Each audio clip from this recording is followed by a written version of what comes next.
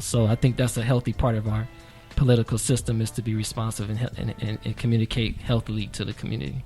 Okay, that's great. Yeah. Look, I have a question. Do you do any kind of youth events or anything in the city? Well, right now I have my own, what I call, kids that I mentor. Okay. Now I'm out of Parks and Rec, so I've been Okay. a part of DCFS. I've been a part of probation. Okay. I've had many different employment opportunities working to build kids, Okay. or put them in a better environment. But my heart has always been kids, and I've also actually had experience working with the city of Compton, Okay. through Parks and Recs, like as I mentioned, and also I was over at Dollar High Senior Center Okay. as an employee at the time, and so I had built a really good relationship and understanding of senior needs, and so now I not only deal with the needs of the youth, I also have at heart the needs of the seniors, because they've mentored me. They've given me so much wisdom, and I feel like I only owe them whatever energy I have to give back to make sure their life and ability to just be healthy and live vibrantly in our community happens. Definitely. Yeah. That's great. That's awesome to be able to give back to the community. Somebody who's born and raised from Compton, went to all Compton schools. Yeah. I love my city, and I mentioned streets, as my top priority, because it is what it is. That's a big issue. But my heart really is youth services. Okay. My heart is really to make sure that we do have activities and things for youth to do in the community. Yes. So I hope that we can address our streets, get that out the way, address our infrastructural needs, because it's just not filling potholes. We also have sewage issues. Yes. We have water pipe issues. Some of our pipes in Compton are so old they still are designed with red wood when the city was much older developed. Yes. So we still have those type of issues that we need to deal with at some point. So we have real serious issues, but I hope that we can work together as a council and mayor, work with all the intergovernmental systems in Compton as a team, if possible, and get us where we need to be, so we can start to invest more resources that would help the youth to have the opportunities that we had growing up. And I did have a lot of opportunities, to be honest, and I think it's only appropriate that we try to work that in that direction for the youth that's coming in the next generation. Okay, look, I have a question too. Yeah. Are you in contact with any teachers who taught you, any principals, any teachers who knew you way back when you were learning and developing to who you are today? Yeah. What do they say to you? Compton is I don't know what happened. I've tried to reach out to some very influential teachers. I'm 40, so things happen over time, but most of the teachers and most of the people who mentored me young are no longer around. I don't know if it's because of their demise or if they just retired and moved on to another district or whatever the case may be. But they live in my heart. Right, and, right. And then I can say that there have been board members that, I could just say old school board members who still exist in Compton, and they really truly have a heart for Compton. They have a heart to make sure that they embrace the kids that came through their system. Right. And the way I can see it is that personally they've reached out to me or made themselves available so that I can be mentored and gain the wisdom, because you can be knowledgeable of the issues, but what's most important is that you are wise when you're in those leadership positions. And sometimes that becomes the problem with where we are as a community, is that we have very smart people serving us politically, but we don't always have people who display and exude wisdom. So I think that's what we need to start to value. We need to start to invest in that politically when we decide to vote for people at the polls. Okay. So you get a lot of support from your church family. I'm a unique person. It's like everything I do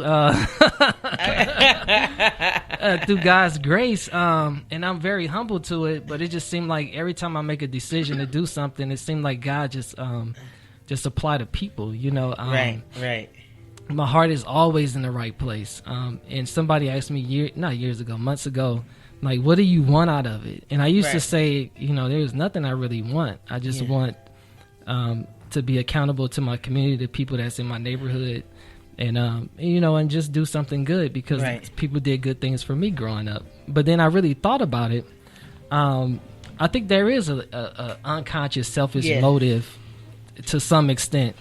And I look at my daughters, because I have 3 biological daughters, and I think to some extent, because of the way I've tried to raise them to be servants, I would love for them to see me on this level, serving the community. I think that's a selfish part of wanting to do it. I think I just want to make my kids feel like proud of their father, and that, you know, he taught us to be selfless. Yeah. And he gave so much, and at the end of the day, I just want them to feel like they came from a very noble and honorable family. Yes. And that I was just a good person, and I did good things for people. Well, I definitely think that all 3 of us on this panel have that same selfish motive. We want our kids to be proud of us. We really want to be an example to our kids. We want them to see the struggle. We want them to see the good times, the bad times. You know, just being able to just press through these situations no matter what. You know, we want that. And I don't really think it's selfish. Some people might say it's selfish, but it's okay to want your kids to see you at your best. But Because you know, you wanna one see- thing you I wanna want to see your kids say, at their best. I want to say this from the earlier conversation. Both of you guys kind of mentioned it, and maybe I'm a little bit off. You know, maybe I could tell me, but both of you guys kind of mentioned how you were led to be or influenced to write a self-help book or to be self-helpful to people. And then y'all discounted yourself by saying, well, you know, I haven't arrived. Okay. You know, I gotta live it, you know, and I don't want to put it out there, but my heart says that if you can write it, you already lived it. And if people are telling you to do it, then that means they're benefiting from it. And remember, from where I stand in my mind, it's all about what we can do for other people. And so it's not that you have to live it, it's that you have lived it. And because you have come through it, your story can be inspirational, and it can build people very think true. it's along the because way. we just do our thing. We Yes, ma'am. don't set out intentionally to be that role model, to be that guy, to be that person that can write that book. So when the person is telling you, you know, you should write this, you should do that. Because it's like they always it's see like something in you that you don't see for that yourself. in you yet. You're just doing what you feel like you're supposed to be Yes. doing, or what you know the right thing is to do. But I Right. see it in you, because as you were talking, I noticed it. I'm looking at you, and I looked away a little bit because I didn't want you to think I was just staring at you.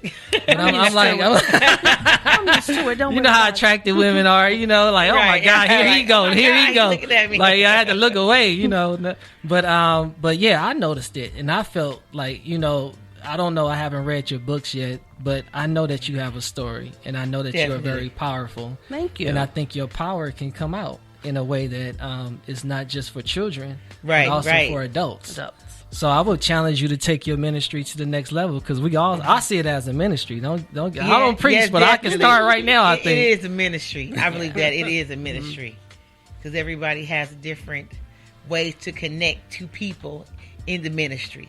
So it's definitely a blessing. I'm excited.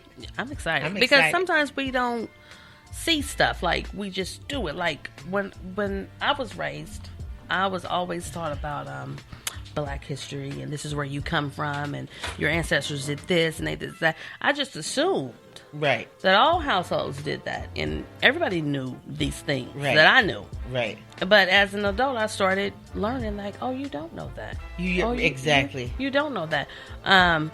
And so I think it's in me, and I'm developing it, and one day it will come out. I can see myself doing it. It's just like, I don't want to write a book and feel like I'm preaching to these people and I'm judging them, or I'm trying, but I Or do want to help sometimes you them. can just project where you are. Yeah. Where you just where tell you your been story. to today. with the Yeah. same And then- same tenacity and energy that you relate to the person that recommended that you write a self-help book, because that's the validation, Yes. that's the testimony, that's the connection. True. Is the person. It's not so much. We don't always. It's not see really it. so much about how we feel. No, Because we it's servants. Like, we there's serve the something that need. you have to give. Yeah. And if you holding out because you're waiting for this arrival Yeah, time, no, write the book. they Come on, waiting jump on in the us. fire. Yeah, exactly, exactly. together then. Write the book, because we don't need a perfect story. We've That's already very had true. There's no such a season thing. of perfect stories where everything kind of end in a happy ending. Sometimes people who most people are going most people are in something. Yes. But then the ones that do the most talking, they only talk about what they came out of. And so we don't need to hear about what we are coming out of anymore. All right. We need to minister to the people who are in something right now. Amen. And they may not have any idea That's very true. at what That's true. point they may That's come very out. true. That's true. That's true. Because I always tell my sister, you know, we have these long in-depth conversations. You never know what a person's been through or what they're going through. So take them for face value because you don't know, like, what I'm going through you today. really can't take things as face value because people fake well. Yeah. Right. So, you know, and then it's like you have to be able to, just like me. At first, I was kind of embarrassed to tell my story, but now I'll tell it. I tell it at my meetings, and the lady was like, "You kind of tell too much of your business." I'm like, "This is a public service announcement. I'm trying to help you trying to help because you. I didn't have an Yeah. outlet. I didn't have nobody to kind of say, you know, this is what, you know what I'm saying. I kind of like kept it to myself because I didn't. I felt bad being a single divorced woman with 3 kids. I felt some type of way, and it really made me feel like that same person that probably told you, Yes. like, you telling too much of your story. That story that You you probably told hit home probably for hitting them. home for that Right, person, right, exactly. and bless that person. But we Exactly. become And I so hope I locked wanted in. to. Exactly. Yeah, we can't And even it's express okay. ourselves comfortably Exactly. and honestly and truly and openly, and it be embraced, and we Yeah. be strengthened by each other. Exactly. We have to and be that's what phony. it's for. And once I had expressed to her the reason why I do it is because you might not be going through this experience, but somebody somewhere is going through this and they don't have an out. They don't know how to express it. They don't know how to get help. Right. They're just sitting in a funk somewhere depressed and, you know, got all these different crazy thoughts going through their head. But you're not alone.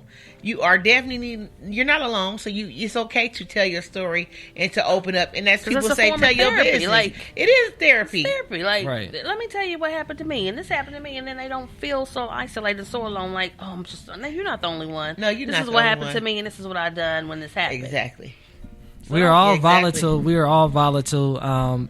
Everybody in this room. They said and we're this- on the same boat. Yeah. We all on the same boat, different levels. we all have we all have our public appearance and we have our private issues, and we just have to learn how to be comfortable expressing who we are. Yes. And it's not so much being comfortable expressing who we are, but society has to change its perception of honesty and how we deal with honesty and honest people. And now it's kind of hard because social media, you can create and be whoever you want to be. You can be whoever you want to be on social media now. You can be whoever, whatever. You can be in your bathroom and put I'm in Rome, France. And we doing big things, and people swear you're in Rome, France. Started Be from the "I can bottom, see now that. we up. Yeah, Huh? I can see Have you ever seen Right. the meme? It says people are having Facebook depression, and Yeah. they're jealous of things that aren't even They aren't real. right, Like you right, made all that exactly. up. But that makes me feel sad for people because Yeah, it is. if you're posting stuff or saying stuff that is you made that up, You like made you're it making a up. life up, like. If I posted and did everything I did all day long, I would feel bad because I was like, it's just telling too much business. Right. I like to post pictures, but some people make up stuff because that's their only form of socialization, maybe. Exactly, and it's And sad. you're socializing with people that they don't even know. And so I'm telling you that I'm doing all these wonderful things and I'm not doing them. Go out and And live. and I think and Facebook does make people a little bit depressed. Yes, Because you're like I was talking why about they earlier, ain't the doing one that? everybody's fake. Everybody. I don't have no real friends. It's like if you get off of Facebook And go you do the outside. next best thing for yourself and achieve it and actually get somewhere and come back and post how you feel when you was doing that for you. Right. You won't feel the fake. You won't even think about the fake friends or no friends or that void because you be like, I set in my mind to accomplish this goal this week, and this is what I'm doing, and I feel good because I started on something on myself. And That- me and my sisters, we made vision boards last year, and it was I funny. love vision boards. We made it was my first time ever doing that. Okay. And I put the vision board on the refrigerator because I saw it, and I just went through, and I didn't do everything, and I just checked off Yeah. like what I done. Like, oh, I did that. Oh. Yeah. And so I had a goal to accomplish, and I did it. I didn't do everything, Right. But I did the majority of it. And so I felt good about myself when I done that. Yeah, and so see, that me, makes this me year, set more goals. I only set one goal for myself this year. Because I don't want just one. No, one goal that I just something for me though. All my goals have, I got a lot of goals. Yes, ma'am. But something that I want to do for myself, I want to go on a cruise.